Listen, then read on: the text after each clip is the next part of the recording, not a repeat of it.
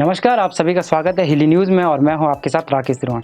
भारत एक लोकतांत्रिक देश है और यहां पर जनता अपने प्रतिनिधि खुद चुनती है। लोकतंत्र का अर्थ यह है कि जनता के द्वारा और जनता के लिए शासन, यानी हम पूर्ण रूप से स्वतंत्र है कि हम किसे अपना प्रतिनिधि चुने। अपना प्रतिनिधि चुनने के लिए देश भर में चुनाव का आयोजन होता है, जो कि अलग अलग स्तर पर होते हैं, जैसे स्थानीय निकाय, राज्यों के विधानसभा चुनाव और लोकसभा चुनाव। चुनाव से पूरे देश में राजनीति का माहौल रहता है और साल भर में चुनाव होते ही रहते हैं।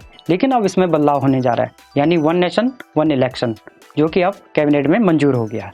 देश की राजनीति में लंबे समय से वन नेशन वन इलेक्शन की चर्चा चल रही थी। बीते दिन यानी 18 सितंबर को केंद्रीय कैबिनेट ने पूर्व राष्ट्रपति रामनाथ कोविंद की अध्यक्षता वाली समिति के प्रस्ताव को मंजूरी दे दी। समिति ने मार्च 2024 में इसकी रिपोर्ट सौंपी थी।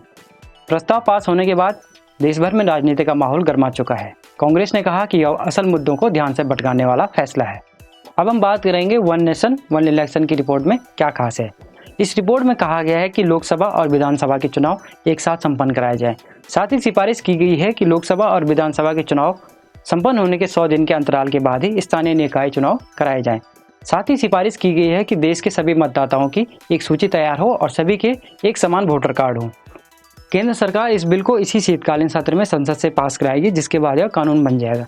समिति ने इस बिल को लेकर देश की 62 राजनीतिक पार्टियों से संपर्क किया, जिसमें से 32 पार्टियों ने इसका समर्थन किया, 15 पार्टियों ने इसका विरोध किया, वहीं 15 पार्टियों ने इसमें कोई जवाब नहीं दिया।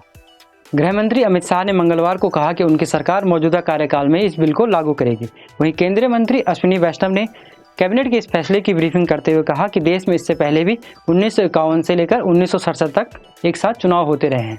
समिति ने इस विषय पर 191 दिन काम किया, जिसका कि 80% वन नेशन वन इलेक्शन के बिल में समर्थन रहा।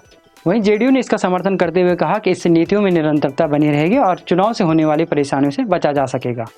कांग्रेस अध्यक्ष मल्लिकार्जुन खड़गे ने कहा कि यह व्यवहारिक नहीं है, बीजेपी इससे असल मुद्दे भटकाना चाहती है और यह व्यवस्था चलने वाली नहीं है।